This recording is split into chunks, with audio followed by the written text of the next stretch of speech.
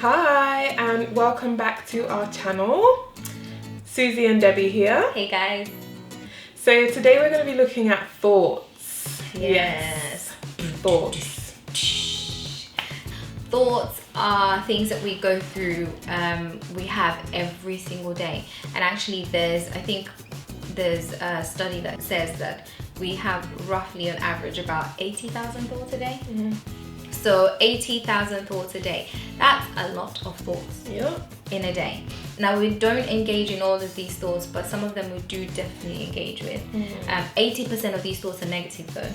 So that says a lot in terms of if you're not really managing, if you're not really knowing what your thoughts are doing, then you might find yourself in difficult situations, and how to managing those thoughts can be quite difficult and challenging. So that's what we're here to kind of help you guys do, is just to how to manage these thoughts, unhelpful thoughts perhaps that might be difficult or might be making things difficult. Before we go into in terms of how to manage these thoughts, we just wanted to highlight how powerful these thoughts are, because sometimes we miss that and we don't really know how impacting these thoughts can be.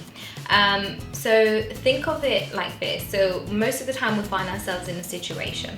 So you have a situation, and depending on what that situation is, you end up feeling a specific way.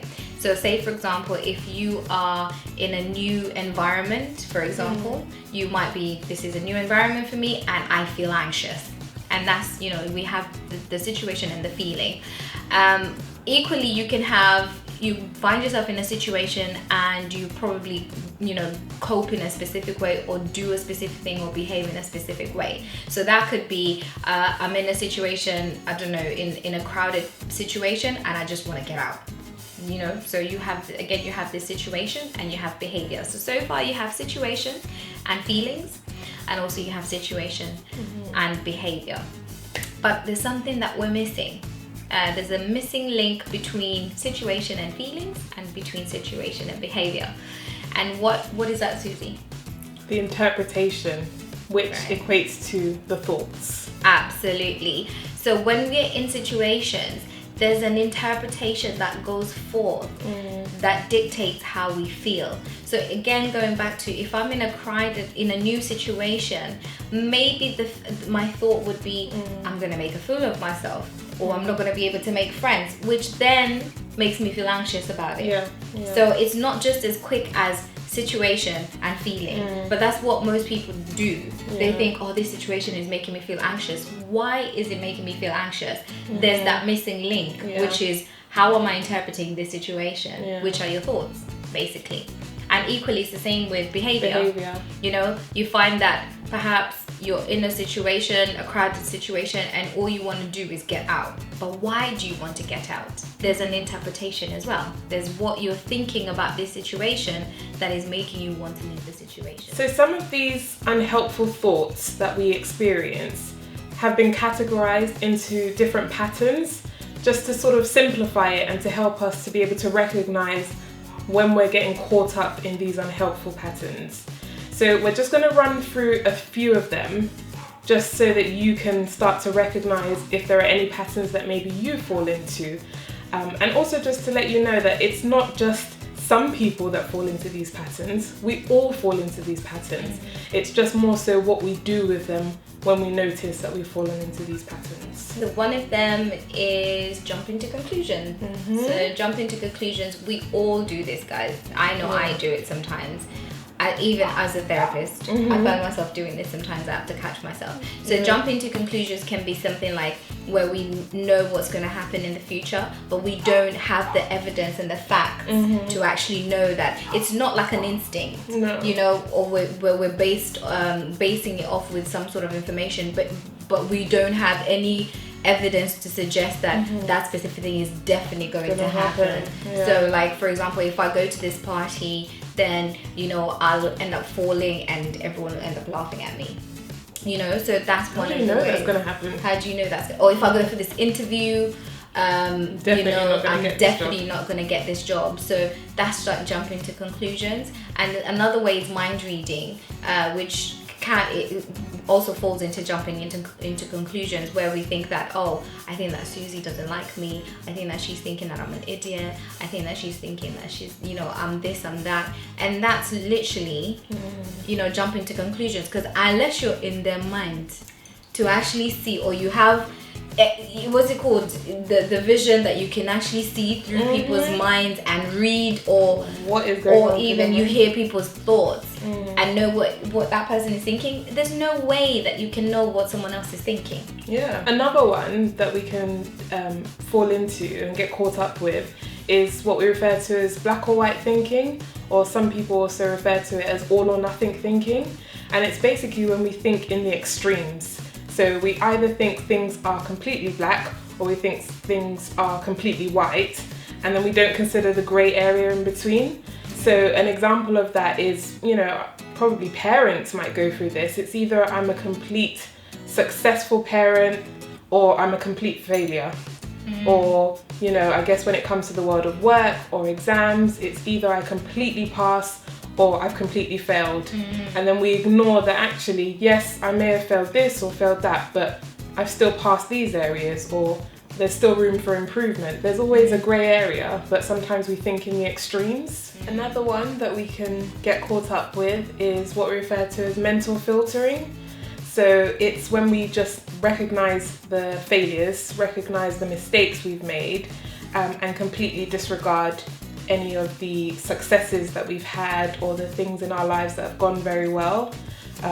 So for example, just thinking my life is a complete mess because maybe you're going through something at that time, but then actually you've completely filtered out all the other times where things have gone great in your life, you've been happy, you've helped people, you've achieved things, but you just look at your life and think it's a complete mess, and you filter out all those. So guys, we've talked about a few unhelpful thought patterns or thinking patterns that you might find yourself, trapped in, or you caught up in. So sometimes it's good to also know, how do I manage these thoughts? Because I usually say that even though you might identify that I'm jumping into conclusions, sometimes you just need to take it a little bit further, because just knowing that I'm jumping into conclusions sometimes may not just be enough. You may need to know different ways basically of how you manage your thoughts. So I'm going to give an analogy, and this hopefully will give you a better picture in terms of how to manage it. So let's think of a bully, right? So I usually say there's 3 ways of managing a bully. One is you give in and to what they say. Basically, a bully comes to you and they say, give me your lunch money, and you give them your lunch money. And the more you do that, the more you're feeding the bully, because what happens is the bully's going to keep coming back and they're going to demand more sometimes. So that's sometimes what happens with our thoughts, that when we give into unhelpful thinking patterns, then it goes into a different thinking pattern, that thinking or thought, and then it builds up, and it builds up, and then it becomes a snowball. Yeah, exactly. So it becomes bigger than what it is. And sometimes that happens with the bully, because now the bully becomes even bigger in terms of we become so fearful of this bully because they've become like this huge thing, and that's basically what our thoughts can be sometimes. The second way is you can either fight the bully, or challenge the bully. So basically you challenge them. If they call you stupid, you say, actually, I'm not stupid. I got 6 out of 10 in the test and you got 4 out of 10. So actually, I'm not stupid. And that could work, because the bully might think, okay, so this person is challenging me. There can be questions that we can use to sort of challenge those thoughts. So one of them being looking at the facts. So what are the facts? Is this thought 100% true? Also thinking about what you would say to another friend, because I know us as humans, we're so good at supporting our friends, our family, when they're going through tough times or thinking negatively about themselves. But when it comes to applying that same support and advice to ourselves, it's a mission. Maybe even just thinking, okay, if this was this person, how would I support them if they were going through this?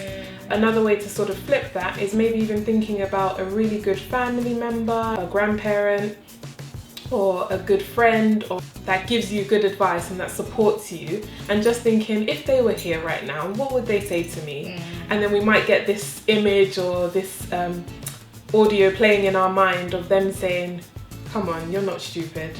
You know you're not stupid. You're beautiful. So, you know, just thinking about what they would say to you. And I think it's also important to, I think the other thing is to ask yourself is, am I missing any information out? Am I missing any other information? And I'm only focusing on a specific, piece of information. So take into consideration everything else. And sometimes you may just need to sit down with a pen and paper and do this, because some things that we go through already, or if your mind already goes through 80,000 thoughts a day, you might just need to say, right, I need to really focus on this and sit down and write things down. And I usually say to people that there's power in writing. There's power in speaking it out, and there's power in writing it down, because you see things for exactly what they are. When they stay in your mind, they just become imagination, you know. But when you actually write them down or you speak them out to someone and you're going through, and that's why sometimes people might say, oh, not that I say it, it doesn't really make sense, because you hear yourself saying it out loud. Or when some people see it, they're like, oh wait, hold on, I can really see something here, because you see it plain black and white. So sometimes you may just need to sit down and go through the thing of like, okay, what is facts? What is the evidence for? What is the evidence against? And I think one of the things that Susie said is, you know, what is fact and what is not fact? You know, what is the actual evidence? Because one of the things that I usually do with my clients is I usually say that if I took your thought to court, if we were to go to court, would you win your case based on, okay, I'm going to court and I am trying to say that I am stupid? So that you have to, if you think about it, in court you have to have both sides presented, both evidence and for and evidence against. So you have to take that role of saying, okay, can I be the judge of this thought? Sit back and listen to both sides, and then make a sound, you know, decision in terms of how can I actually see this in a more realistic way. Personally, being a Christian, you have to challenge with what you know, which is the word of God. Like if the word is telling me that I am a conqueror, why am I thinking that I'm a failure? You know, I am victorious. You know, you have certain things to kind of challenge it with, and actually the Bible tells you, as a man thinketh, so is he. So whatever you think, going back to that belief system, whatever you say to yourself, whatever you feed yourself, you are creating a belief system, which then you become, because we act based on the beliefs that you know, and we behave based on the beliefs that we hold about ourselves. So, you know, be careful in terms of what you're feeding yourself over and over again. So that was challenging. So you can challenge the bully, which can be quite helpful, but sometimes you may need a third strategy, which is acknowledging, yes, the bully's there, but I'm going to change my focus and change my direction and do whatever it is that I feel is best for me. So basically that could look like a bully saying, oh, you're this, you're that, you're doing this, you're give me this, give me that. And you just, you can hear them, you can acknowledge them, but you say, you know what, I'm just not even going to sit in here. I'm just going to go and do my work. I'm going to go hang out with these people, whatever that is. So that, putting that into the context of your thoughts, is not jumping on every single thought train that comes to your mind. You know, you can say, okay, I acknowledge that I'm thinking like this, but actually I'm going to focus my attention on this. I'm going to carry on doing this instead. Because again, we don't need to jump on every single thought that we have. So that's another strategy of just change your focus, change your attention, do something productive. And what you find is, just by doing different anyway, the voice becomes quite quieter, it's not as loud anymore, which is another way of helping you manage the thoughts. So there's 3 ways. So you can either accept your thoughts, which again, that could be quite detrimental to yourself, or you could challenge the thought, which is a good strategy, or you could acknowledge the thought, but just, you know, keep on doing what you're doing. So don't let the thought actually dictate what you do, basically. So yeah, so those are the 3 ways. Try it out, guys. Try it out. See how you get on. If you guys want worksheets, you know, like things like worksheets, okay, so they've talked about challenging thoughts. I need these questions, you know, so that I can have these questions, so that I can ask myself these questions. So we're gonna put some links down below to kind of give you some resources on how to do that, and hopefully you guys you know, find them helpful. And please let us know how you get on. You know, if you find them that they've been quite helpful, let us know. Put some comment down below. Or even if you struggle with it, let us know as well. We can talk you through it. Yeah. So comment below. Yeah. DM us. Yeah. And also, if you want us to talk about something, as usual, we're open. So let us know what you guys want to hear, what would be helpful. I guess because we're doing this for the people, so it's not really about what we think could be helpful, but it's what we know is going to be helpful. Again, we're not jumping to conclusions. Nope. We want facts. But yeah, thanks for watching, guys. Until next time. Bye. Bye.